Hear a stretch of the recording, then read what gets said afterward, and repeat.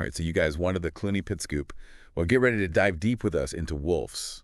Because we're going beyond your typical movie review today, okay? Okay. We've got 3 reviews that really dig into this one, and Yeah. it's going to be a fun one. Sounds fun. And I think this is really interesting because you have, with this movie, you have this kind of, Oh, yeah? this tension between star power and then, like, what the film is actually delivering. Oh, for sure. Like, on paper, Clooney and Pitt, Yeah. directed by, you know, the Spider-Man guy, Yeah.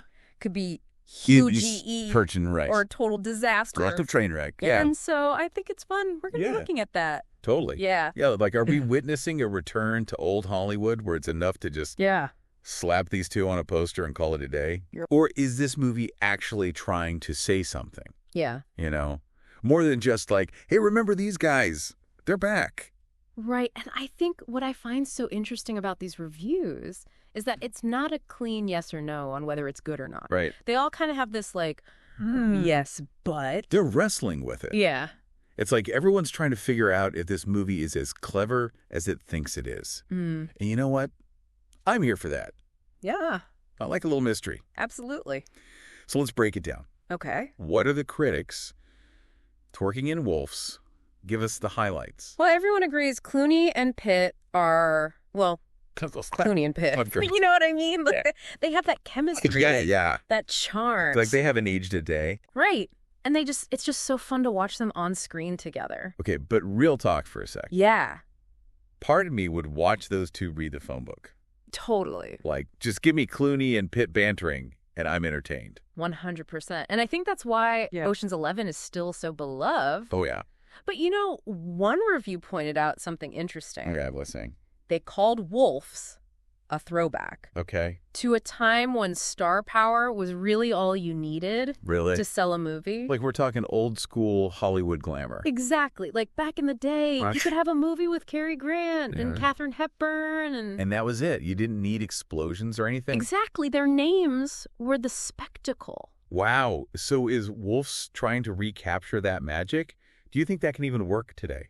It's a risky move, for sure. Yeah. Today's audiences, they're a lot more discerning, right? Yeah, they want substance, too. Right. So it'll be interesting to see how Wolves navigates that. It's a high wire act, for sure. Absolutely. All right, so we've established this movie's got star power in spades. Yeah. But what about the world they're inhabiting? What are the critics saying about the look and feel of Wolves? The reviews all seem to agree that the film does a fantastic job of capturing a certain side of New York City. Oh.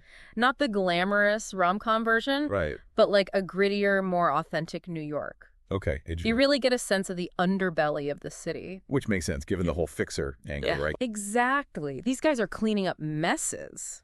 This stuff most people don't even know about. Right. And that's where the reviews start to get really interesting. Oh, how so? Some critics see the whole fixer trope as kind of a familiar path. Yeah, been there, done that. Right. But then others, they pick up on these little hints. Right. Like there might be something more subversive going on beneath the surface. Now, one review even mentioned Michael Clayton.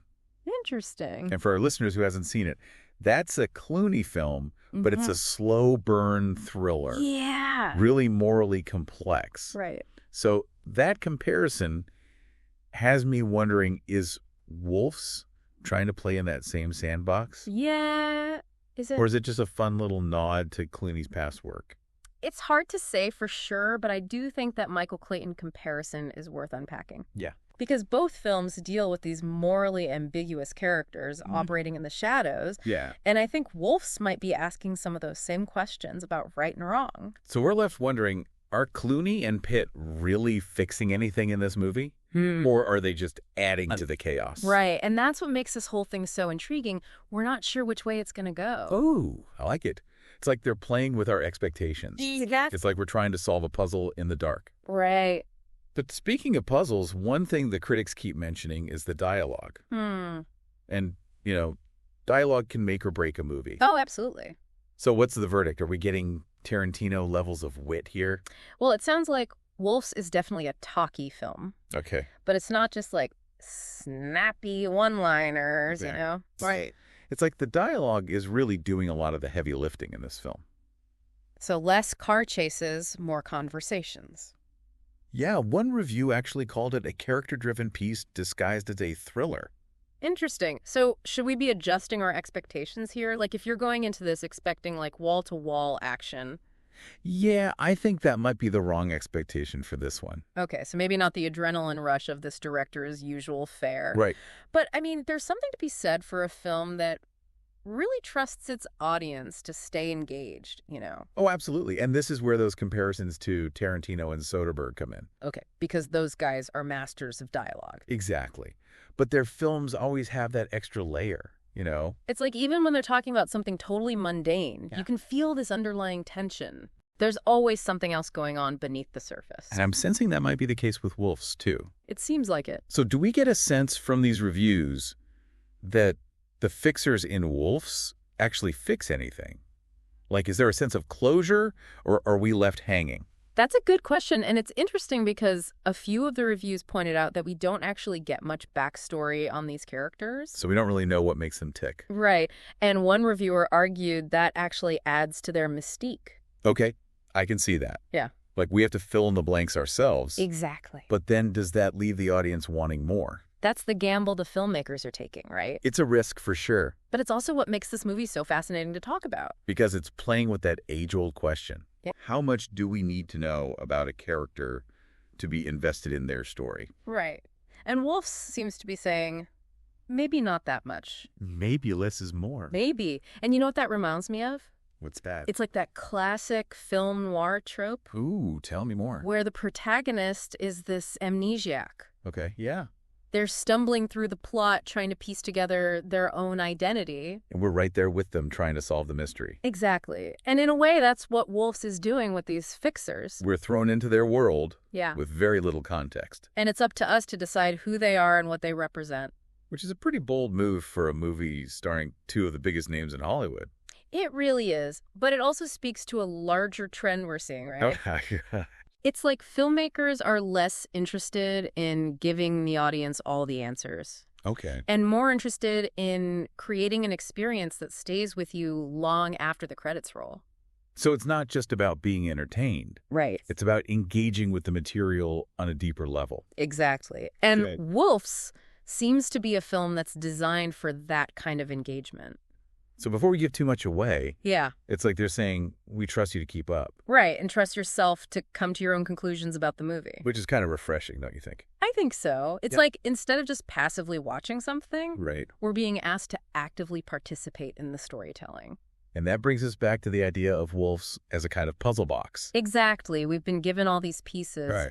The star power, the dialogue, the setting, this mysterious plot. But it's up to us to figure out how it all fits together. And if we're being honest, that's a pretty good way to describe a lot of great art, isn't it? Ooh, I like that. It's not about being spoon-fed answers. Right. It's about wrestling with the questions.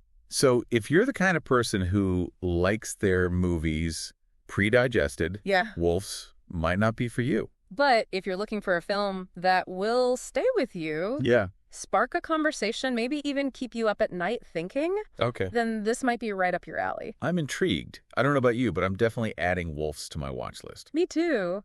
And I think what makes this movie so ripe for discussion is that it's playing with these really classic themes, you know? Oh, yeah, totally.